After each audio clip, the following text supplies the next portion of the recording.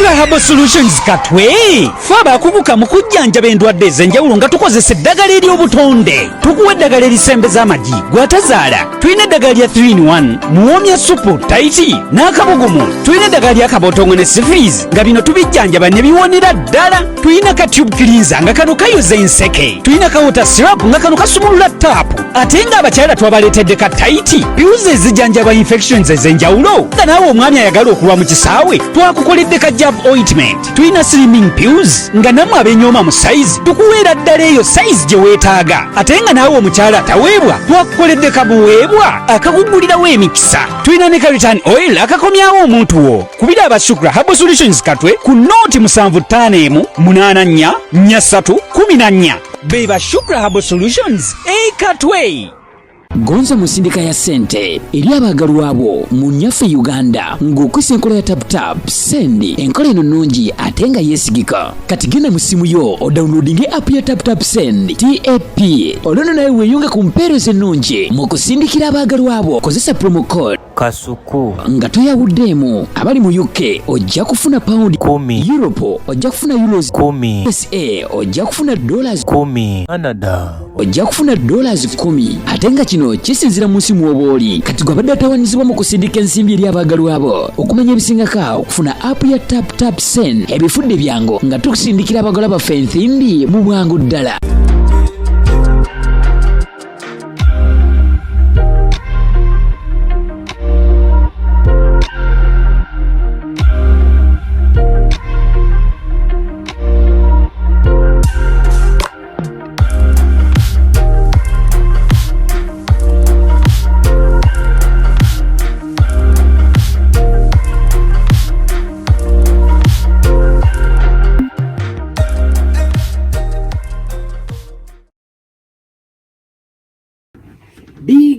Ibrahimu Mayanja Mukasa yogerera wano Ibrahimu Kasoro Mayanja Kasoro muje njagala otuyambe okakane otukolereyo ekintu kimu.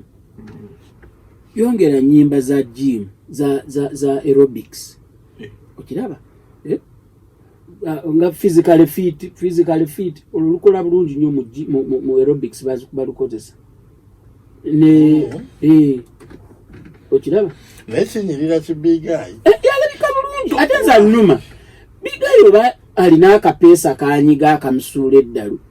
When you meet him ayogera bulungi. Is a very calm humble guy, you know.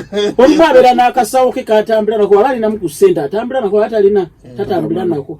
Wonna wasanga abantu ayokyaya at least awe ebinyaanya wano tagala kizike naye ebinyaanya abigaba ayaka ekizike ku rostam rhyme era natya nnyo ne ngamba ng'omulaba ndize happy boy then bwaveeyo n'atandika ebyo abatulaba ogambye nti akuba nnyimba za gym za aerobics nga physically fit awo akabisebo aerobics balukuba ne baluteekako balusaako repeat lwe baddamu lwokka lwe baddamu kati bakumazibaani material olonedda kati kugamba asigale mu za gym nyimba za aerobics akuba ennyimba ze aerobics awo yamanye nti awo yeyakwatawo nga bw'olaba gundi ono omuvubuka ayambala socks bwe yakwata kids party Dax Cartel nti ye naye awo Dax Cartel kyali kimuleetedde obuzibu bantu naye baddiŋŋana n'omukazi era juzi babadde Dubai ne prima bangambye alina ebiri ebivuka bya waiki benda alina ekimukalakata kati Prima Rusania yafunye ekivuka kya waiki benda kimu gye kimukola ntungogo tuddeyo sijagendayo big guy issue eri bweti abantu boogera nnyo muntu tagaba contacts njagala tusooke tutunulemu tubuuze ye Eddy Kenzo ani yamuwa contacts.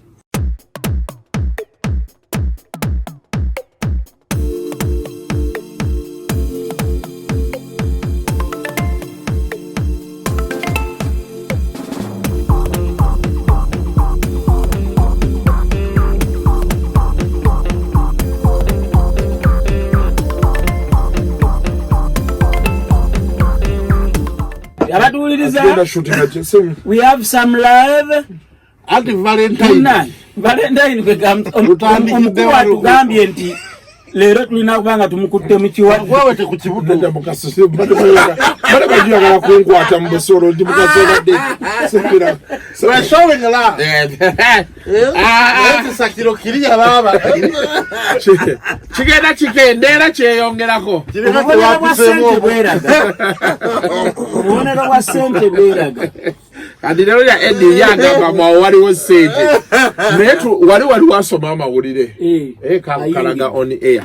Anyway. Kachakola. Nikachakola. Eddy yagala kunjo chayo ngampulira ebizike zisumuze badde bino. Never naye mbera sinungi Mukasa. Ojugera Sendi yabera kane sente kamuka abana bakasuku kankuwe 5 Mukasa kankuwe 2 ne Eddy olaba totuwo kyayo. Obate manchi malaria akula. Kati ekitegeeze ebyo gwe dina n'ebyoya. Mukasa akatovibwa ako katu. Ate eriyo ddyo. Bizala 10 Sendi. Nabi abana. Naye simanyi muntu mugumu nga Mukasa. Ati sirina. Aleko so mwamba webyoya. Ojola benga Mukasa omuntu amuwa sente. Bwada. Ate ko genda ko mtoire. Oba sente azikwekawa. Tosobola yadde mulaba nti azitadde mu eno nsawo. Jona badde ne Eddy wadde okunjo kyayo kataska. Ande oli mugumu na yadi ali no Jenkins. Yawadde sweet ish butaska. Mukasa twabadde naye. Nge yakoze stage ne light. Ekitone nnyo ndowooza otegedde awo sente za. Tukolera gwanga kati abantu nga ba investor. Ate Mukasa manyi kyakola. Akozesa omwana ogwo. Yazimba stage. Babaddewo n'amataala. Babaddewo bangi bola tewabalabye sawaddewo nga banyuka. Anyway, it's been an action-packed week, of course. Talk and talk show. Mwajirabe Kasuku 256. By the way, subscribe. We are moving into, I think, 5,000 subscribers. Twagala mwaka guno wegugwerako ndoza nga tulina omutwalo nga gumu oba gumu kitundu. Then Kasuku live tuli ku mitwalo 9 ndoza tuli ku mitwalo nga 9 kitundu by now. Twagala okuyingira emitwalo 10. Yeah, but anyway, just ekisinga obukulu wakono mulabe and let a friend know about the tremendous job we are doing on Kasuku Live. Yes, sir. Yeah, but then also I want to thank, of course, Jenkins and Eddy Sendi. Thanks for always lending me your time. Naye twebaze n'abantu abalaba ebintu. Every time ekintu ekiriko Eddy oba ekiriko Jenkins on my channel mukirabira ddala nga tulede ku Saturday tubeera twabaddewo. So ekintu ky'amaanyi nnyo kitulaga nti tulina gye tulaga n'ebisigadde. Olwatuba twogera wali ku ggwanga mujje n'ebyamutuuseeko. It's very unfortunate ebyabaddewo, but that is life. But it's coming back in a bigger way. Regardless we move. Naye abantu kamiri bamugiddeyo enjala. Bakomeza osima kalamaji sima yali azamaanyi ono sima atababoda byakuba sima biki kwabo bonna walo embere ebirawo ngoli obutayagaliza mu Uganda butuse ku level nti oli bwalaba nga ogenda kufuna kimuluma nga linga yandifu kwabo bonna abagamba nti boogera bote bali azamaanyangako oba tebakolanga ku nsobi omusajja baga nange ni muntu siri katonda nze njagala kutunuulira the bigger picture. Abatulaba ku Kasuku live. Yeah. Njagala mulowooze ku baana abasitula ebyuma. Njagala mulowooze ku bantu abookya enkoko.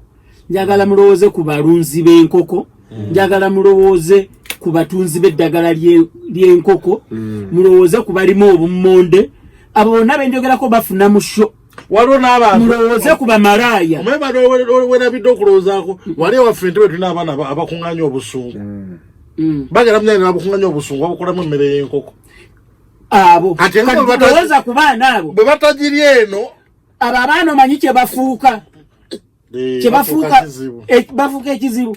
Kati before you jubilate and start bringing all theories and history as if emitwe gyaffe tegijjukira oba tegirowooza. Lowooza ku bantu abalala abalya ku shows zino. Lowooza ku babotiki. Lowooza ku bamasaluuni. Omanyi abawala bameka.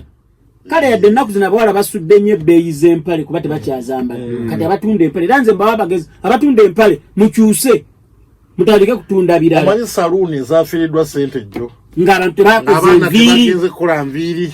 Okiraba? Omanyi pharmacy meka ezitunda morning after pill ezikatunze Airtel MTN WhatsApp tezako zabadde bapostinga tekyaba mobile money. So people should look at the bigger picture. Look at the bigger picture, not Chameleon the entity. Okay. So that is like what's a bat. I'm going to try to move Zawadi.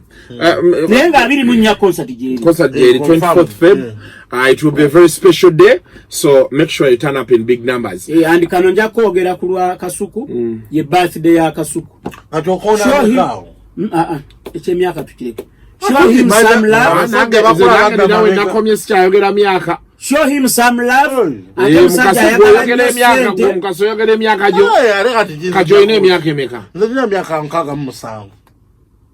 Nze ninana munana. Muri bito. Nzora abaswekiri Eddy. Andi buli wayagala emyaka gyo nga abantu bakaya. Nze kati ninana munana towa munange. Yagenda n'afanga tambulidde. Myaka gyo mituufu. Kati funa just keep growing. Yeah, but there's something I saw yesterday. Generation bano ba Nimrod gye bayita nti enkulukulu eyo. Bonna be almost beye ku cricket oval okulaga solidarity ne milikwezi ekitu kyabadde bwe kiti kimutate after Spice Diners show eyatuli bito ne company yakola nto ne babushington bato buli omuto Roger yagambye ekibe yazze Roger abadde walina gambo omanyi kisude stage era stage Steve yagikoze n'obusungu bungi nnyo nga akujjawo ya Spice kyovula yagudde nene Roger na yatulike yagambye yagambye stage oli agikoze n'obusungu Roger atulike Roger banoonya talkability akola bu statement ng'automatically abantu balina oku first of all fayalinga kyamulese mu cricket over yagaze ndooza ku solida ate solida ki ate oboze ku solida ndofuna atwekwesi ulira ate oboze ku solida ate oyogereera ebyenze ebindeetera okugaa nti nze nga mbemba n'omukolo gwange nze ku mbaga yange buli yaliko naddala abasaidi yange nga mbamanyi amannya abiri omanyi abantu boogera nnyo ebyobusiru at the wrong places naye nga reason is because oli aba ategese for instance embaga ye n'oba waayitawo naabuze ti kyekigenda mazo nti Kasuku agenda kuwasa tugende endabe kati ageyo omugole yazze kulaba stage ddala egudde kyekyamuleese yagikozeseza busungu yaddakupa ya Spice bakujjawo ya Spice ate busungu yakozeseza bungi neegwa but anyway twogera ali ku solida eyalabisaawo kati bano abaatandika okukola ebintu ebitajjambo abakulu baveemu ffe tuli bito taking over badividing industry mirundi ebiri buli alooza nti agwa mu bakulu bebayita baleejeeri si bayimbi bokka aba service provider aba stage ba sound engineer abakubi b'ebivuga buli bonna beeyawula abalooza nti bato ne badde eno wansi abakulu ne badde eno ATS neekolera abato fero ne beera kukolera abakulu eyo mwami Mukasa ekyo sijja kukkiriziganya nakyo omanyi Uganda abantu baagala nnyo okukootinga controversy n'okuteekateekawo obukukukuwezo obuntu ntwebyo bano bato beki but I'll give you an example waliyo abantu bangi nga beeyisa nga batunulirwanga abato badde nsaba soke tudefining omuto yange nange sitegeera kibi kodi ageranga muto abantu bangi bagamba abato alina emyaka aga ebutereevu for starters youth akoma ku 35 yes naye ng'oli is not a youth is a young man abantu bangi basala enviiri ng'ekiwalaata kimumazeewo omutwe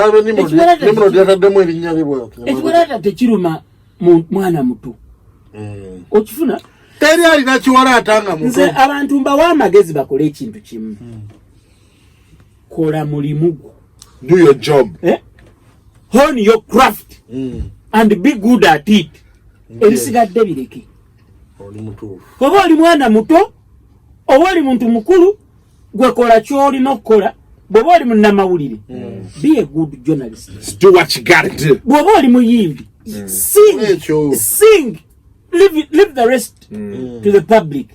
Okitegeera njabawo ekyokulabirako waliwo comith mu Eagles naddala Mr. Choi yali agitandise omanyi tulina okuyingira mu ba corporate abo kati olina okuba oluyimba olwa corporate class nakinaki naye nga Christmas bwetuuka era bwaba baagala staff party bwekolebwa bayita bebe bayita tonics bayita tebayita mayinja otegera kyeŋŋamba abali bamanyi talina ntobo kikamba kyengezako okulaga nti gwekola kyolina kukola audience esaliwo yo esalawo negamba mukolo bwe guti muntu gundi yafiitinga. Yes. Okay, stop that nonsense of bito. If you are young, please go get somebody to buy you some Pampers, put them on, and stay home. There is something this but week. Sorry, Kadunanyo, Pavada solidarity. Anybody sensible felt bad over what happened, regardless.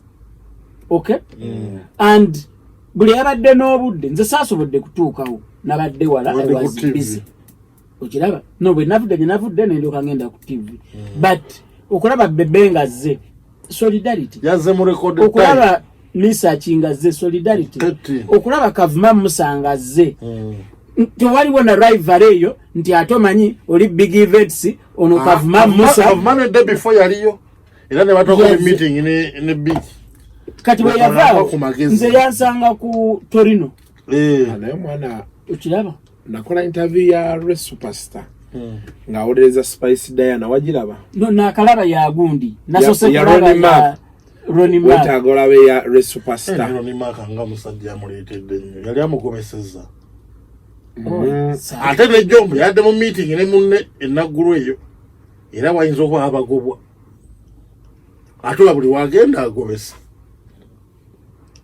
n'omulango bwagaba bubwe oba kampuni yataatawo naye bangaye mbwagenda mu kooti omwana amutwala yenyini gwogamba mbw amutwala omukulu ate omukulu nagezaako mukubiraawo nga ndoza yali yayityamu nga tavaayo bulungi kuba nali njagala follow up nawulidde buulizi oli adaabi nga naye nanga akasuku manyi oyinza okuba ontadde ku lawudi biki ate busajja wange sitera nnyo kwogera naye basajja ali waggulu nze nalabeka video nga ndaba allegations nalaba ezakatamba neŋŋamba eno nkola oba how can two people bonna okwogera ekintu ky'ekimu naye lwaki bwe twogera ku nsonga eno twagala kuteeka kati batusiba ffekka ola bwakoze ate kati yekyazajja yagamba walina okubeerawo anaaleeta engoye ez'okukyusibwa aleeta obuugi aleeteko ezo tukyusizaamu osaze wange akyokeddeko olona ya interview batugende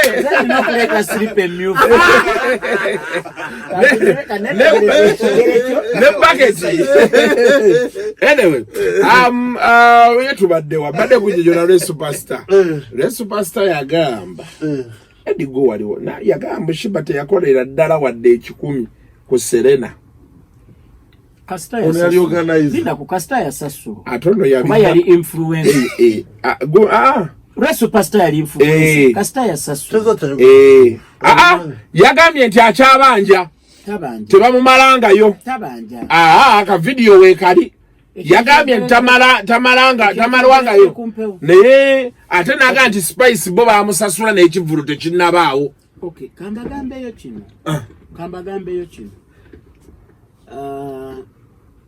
one, I'm saying this with a lot of pain because nilebipimba sagala kugenda nakuddamu on any day, on any time, any minute, any stage, Shiba is better than Spice Diana. Yes. I told you. Yes. On any given day. In a given time, in a stage, Shiba is better than Spice Diana. I will fall on my sword. Chembagamba ntinze either ndogera amazima oba nsirikawo luli wali opushinga show nedda show egenda kuba Spice ate nze muntegere bulungi abatulaba. Having said that, techingana kuwa Spice business awo wenina obuzibu n'abandowooza yo nze bwemmala okuwendowooza yange ate nsobolera okuyita nenkuwa business. Eddy bw'okola entondo n'ogaana gw'omanya ng'omulala ayagala jazirya. Kati ekintu kyakoze Eddy okirabye ekyo. Eddy abantu bannyonnyola Spice aliwa ku Georgina Ddi. Spice Diana ali ku Georgina Gardens Valentine's Day nga 14. Namuwadde business. Despite your opinion. Despite my opinion. And Shiba namuwadde naye ku 26. Eddy muwadde show yaliyo ku 26. Ate ono ne muwa 14. Okitegedde? O support the industry. For me, I support the industry. Eddy China chenjawulo. Shiba Spice jali B2C mudra bali ku Georgina abana bakwata abakazi. Kasite babakwata ku video mukazi ku Monday wedde. Entebe twasiba banjo kya. Na ine mistari Bobirashi ne Julia yatabusi. Yalina pikini mama. Nekamba buzeyo. Munaso musanga zembitegeera obubi. A man, a young guy like those boys like Julio. Ekyamazima bw'atakwana abaliko ekikyama. Bw'ata pimpina. Sente weziri. Yes. Balabika bulungi. Mistari avuga gundi Prado. Let them have fun. Abantu bafa wano mu lockdown. Adanze mbawagira. Kimu kyokka kye saagala bakole. Siwagira muntu akwata mukazi oba akaka muntu. Nebe mukanya. Temukozesa vivi omanyi kamba gambe kana. Nete mulikoza ne kandi babo. Vivi. Kati omukazi Katonda yabakola nga wano ku kisambi ki. Waliwo akantu. Bw'okasimbako vivi bwoti. Eno mu kiwato yonna wata. But you have experience in things, temukozesa vivi. Vivi asobola emba mukanyiza.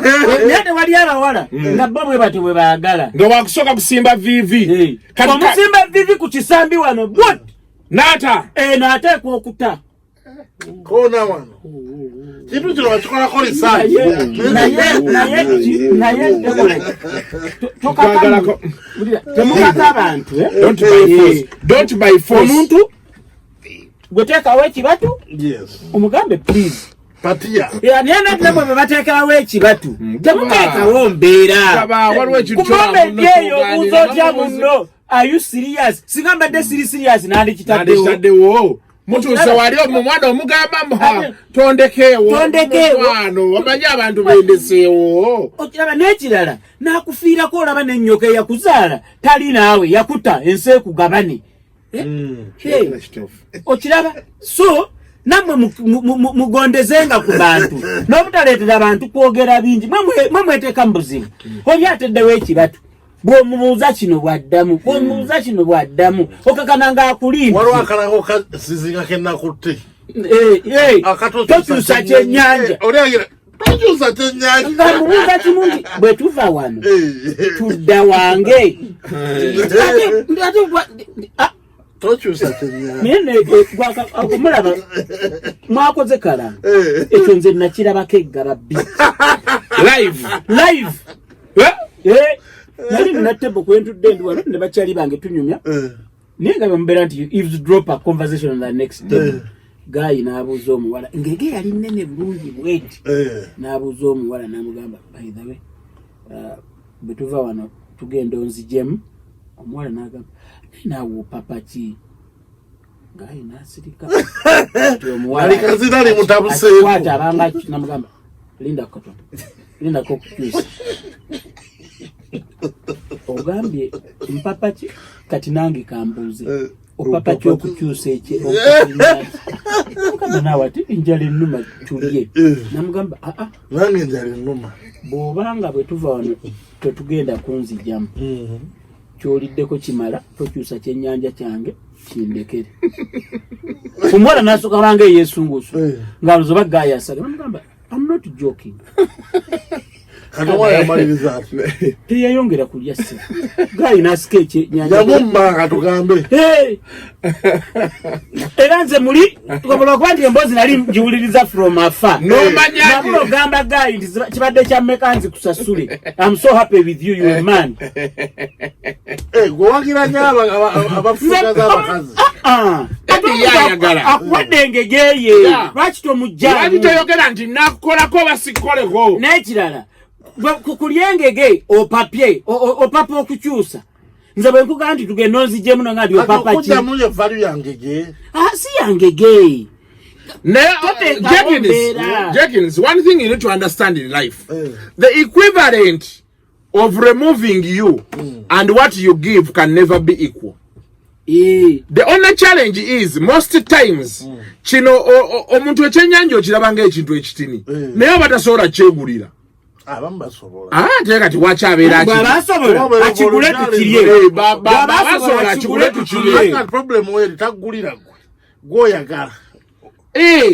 n'omuteerawo embeera kati wano omubuuza nti eno embeera gye ntaddewo bw'oba ogyagala esigale naye batemala yongerako anyway omwana baagala kavitiizi oleeta kyannyanja kitaawo aba yamugulira ki ate kitawo yali agala mutikula my friend Mukasa ng'olereza nnyo abakazi saagala abakazi bayisa n'ogula ekyennyanja tekibeera na kiremu n'olyokotaliko oyala kutikkula lwazi awo kati ateereko ddala akapande yeetekeko akapande nti nze okugjamu vitiizi oli ajjala vitiizi yagimuwe bamuggyemu olulala kambanyumize nze olulala tuli mu obligato but bala wafrigo ng'ekyakubawo every Friday Saturday every Friday ndowooza era gayi tuli mu ndonge kaba nga gayi takwana mukazi nga nali mutabuseeko yo mukazi yalina bana abagazi abaganda abalungi abali n'akabina kanana bwe kati akajoola tuli ku dance floor gayi namugamba ondabikidde bulungi andomanye ndoga yali ewugala so ne gayi yali eddoboozi liri waggulu namugamba nti kikyemba nkola okunzijamu onansonyiwa kyenjogedde kyekyo kyentegeeza saagala byakulimba namugamba bw'oba oyagala kaadi y'emmotoka mpita nayo naye otyanga abakazi ababbi mu ndonga omukazi n'amugamba ezo kaadi nina ezimala bw'obaawo ekyapa nga tugenda nakati naddamu okulaba gayi ng'ali ku kawunta anywa bbiya ku sipiidi gayi weguni wekaadi y'emmotoka yatamulanga naye okufuna amugjamu abanamu kaadi ebamu mu mmuru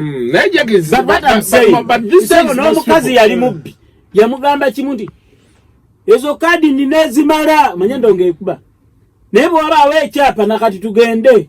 I think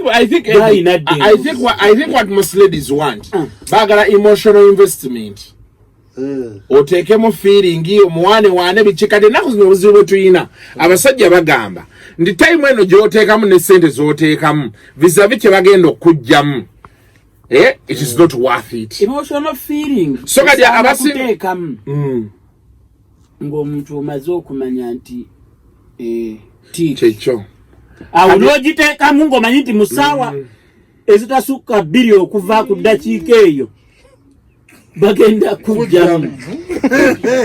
You are going to be removed. 2 hours is very soon. Muganda wange tubeera tugenda kukola PhD munnange.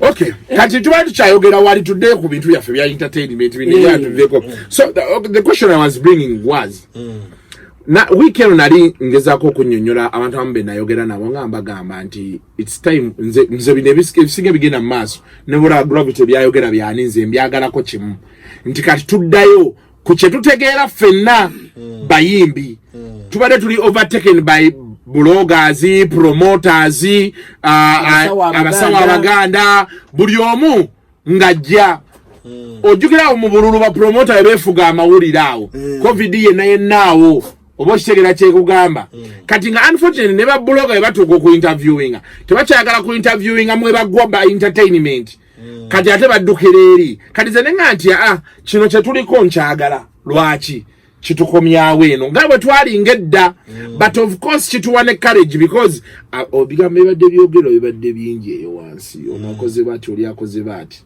kyekituleeta wano ku bya big guy yavayo n'agamba Kenzo ali selfish yagaba actually interview je naraninze ekiro ku Kasuku live agamba nti yasaba omusajja contacts omusajja yasooka ne kumwasuze mute yakyogedde omusajja yasooka n'amubuzabuza n'amwekyangirako naddeeri he went ahead nati big guy ogwo gwe mulimu gwakola kugendanga ku interviews ku Kenzo nenda kati nze kababulire n'agamba nti n'atuuka no blocking enamba ye mu simu z'aba manager be ekintu kiri bwe kiti na blocking enamba ye mu simu z'aba manager be abo baali boogera naye nga bayinza omuwa contacts abo bombi bali mu kabadi zinafunyira information bakirimu abo babiri oli biti yagaana bakuba diversionale bateekewo ninga bamukwano kuba big guy siroza nti na resources ezigenda ku interview zonna zakola ziba zabwerere seba bamawulire babaagala information awo kiba kyabwerere erimu scandal element ey'okkuba omuntu ezo ziba zabwerere oli yambanampalagamba balikirimu bombi nti ezo kwa yadde diversion era kuviira ddala ku side y'oli emu abaagala owotalinga down big guy kyayogera nate njagala okusooka okugamba ku issue eyo one I want to congratulate Eddy Kenzo Musuuza for having received that nomination. That nomination alone is a win. Okay? Two, big guy Ibrahim Mayanja Mukasa yogerera wano Ibrahim Kasoro Mayanja njagala otuyambe okakane otukolereyo ekintu kimu yongera nyimba za gym za aerobics okiraba nga physically fit olukola bulungi nnyo mu aerobics balukozesa ne okiraba nekinyirira kibigayi yalabika bulungi ate nze alunuma bigayi oba alina akapeesa kanyiga akamusuula eddalu when you meet him ayogera bulungi is a very calm humble guy you know olumu abeera n'akasawo ke katambula nako aba alinamu ku ssente atambula nako atalina tatambula nako wonna wasanga abantu ayokyayo at least awo ebinyaanya wati tagala kizike naye ebinyaanya abigaba ayaka ekizike ku rostam rhyme era natya nnyo ne ngamba ng'omulaba ndize happy boy then bwaveeyo n'atandika ebyo abatulaba ogambye nti akuba nyimba za gym za aerobics nga physically fit awo akabisebo aerobics balukuba ne baluteekako balusaako repeat lwe baddamu lwokka lwe baddamu kati olwonedda kati kugamba asigale mu za gym nyimba za aerobics akuba ennyimba ze za aerobics awo yamanye nti awo yeyakwatawo nga bwolaba gundi ono omuvubuka ayambala socks bwe yakwata kids party Dax Cartel nti ye naye awo naye baddiŋŋana n'omukazi era juzi babadde Dubai ne prima bangambye alina ebiri ebivuka bya waikibenda alina ekimukalakata kati prima Rusania yafunye ekivuka kya waikibenda kimu kye kimukola ntongogo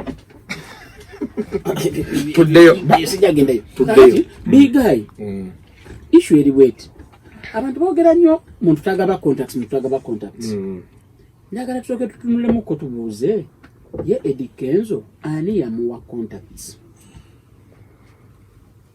okiraba ekyokubiri katukwate ku good life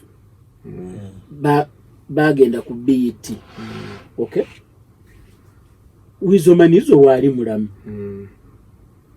buli yalabaddeko manager wa good life waali mulamu okay baali bawaddaani ku contacts ze baakozesa okufuna BET nomination njagala tukke bebe yaliwa kwa Afrima ku mamas ani gwe yali awadde ku contacts anti kati biga yi selfishness jayogerako chengezaako okulaga if you do good music you will excel, you will get recognized. So kati biga akube music biga yasooka akola ekintu kiriwe kiti asooka akube ennyimba ezisala amawanga. Naye mu interview yagambye nti yakuba ennyimba ze ennungi. Obviously olaba osanga waliwo omukyala yalina mutabani we nga mubbi wa kukyala naye muvubuka oli bwe yafa omanga omuzadde n'aga nti kale munnange olaba nnyanja nga ne bwe balaba bamusibye ng'era yakulira basibe banne mu kkomera kugamba omuzadde owulira empaana eyo ey'omwana ng'akikiriza nti ddala omwana we musibanga ti naye nga yakulira ne banne mu kkomera kakati ne bigayi husband material, let's not sugarcoat. Husband material is not a good song. Husband material is not a good song. And amazima genyini ne bwasisinkana manager wa Kanye West oba Jay-Z n'amugamba nti kikyolinawo n'amuteramu husband material. Bwaba nga bali mu kizimbe kiwanvu, he can get thrown out through the window. Nagwa was physically. Yeah, but then asokatereze craft ye. Tuleme kuswala. Naye nga nze n'ekirala kye ngamba abayimbi. Abantu mwe bali abalina contacts. Naye ne contacts kikyozikokozesa. And how many people have gone out, have gone an extra mile, okay, to fend for themselves in the craft. Big guy asoka afune bufunyi manager wane Uganda ngatari nanoonya kirala kyonna njaba waye kintu. I was very surprised in nakwezo. I interacted with Susan Kerunen. So Susan Kerunen alina manager mukazi muzungu ya handling international business, tickets, gigs, festivals, bichi obwalo oyo okitegeera aludde mu bintu bya international shows ezo era ekintu kye and seba abeerera ddala busy atambula taberayo wajjudi mugewa kyeŋŋamba atuwalinga and olumu bakola bonna okitegeera kyeŋŋamba. So mukyo njagala bigayi taddamu tutawaanya na bintu ebyo akole ennyimba ennungi. But unless nga is just looking for talkability, manyi waliwo wolaba nga kyoyinza okuwa abantu kuleetayo ka controversy ngaako kati yakafuna interviews 10 cuts of just saying one thing nti musuuza tagabanje contacts okiraba. Jenkins, what's your take on that? Ye yajiwadde agamba mbaddi naye nze I don't believe. Abana balina ejja kusaba egwa mbifuba Ibrahim Kasolo atulinde tulabe ye Kasolo muji azingale ne bamubatiza eryo eriye wakamulujja Ibrahim Kasolo mayanja kaanimo akawedde emirimu sikano kogamba kamo. Okay. Naye Eddy mbadde njogera ine Mukasa nagamba naye Eddy ayagala okunsubya ebintu. Lwaki ayogerera Brian White bw'atyo? Because tumwesunganga nga lunaku lukulu. Agenda kusolvinga ebizibu byonna bigenda okubeera wano mu Kampala. Yangambye tukole list. Toto yako kitali kizibu bizibu byokka byoteekako wandika watuukira ddanga Yesu Kristo ebyo byatandikirako sorting ate Eddy mbadde mugambe oluguudo lw'ennakawuko aluteekeko anti Eddy yalina system ye bwe kanyuga kibaasa kigwe mu lujja ate kati kyalina budget ya ate gwe baakuyisa kati ekibaasa ekitereeza theory ekibaasa tekyakola bagambye wandiika ebizibu oba oyagala capital mu alwater kiwandiike nti capital oba oyagala ayagala ki Okiwulira. Mwami Mukasa. Ne Mukasa. Ate singambe item ezibera mu events bibimu kubyo. Ozo wakagula linene mupya. Bibise bitambala. Lwaki bwe kita linene temuyomba? Bwe kita bitambala nga kitegeeza ki? Kitambala kiwulikika bubi. Ate mwagala the same. Anyway, tugenda kulya akiri. Tugenda batulye wansi. Oba tugende ku Shakazulu. Tugende ku Shakazulu. Emmere ya Shakazulu ene engeri gyebeeramu ennyingi. Endowooza. Ati ulyako katono. Ana gwe kasitaba kuteeka emmere maaso. Nzati nayiga emmere bagikuwa olina girya gimalawo. Tolya kupama mu mpale. Mwami Mukasa. Tekiba yakupama mu mpale. Bagamba tolya kupama ku buliri. Bagamba. Yes, that's what they say. It's okay, Kale. Well, Neda.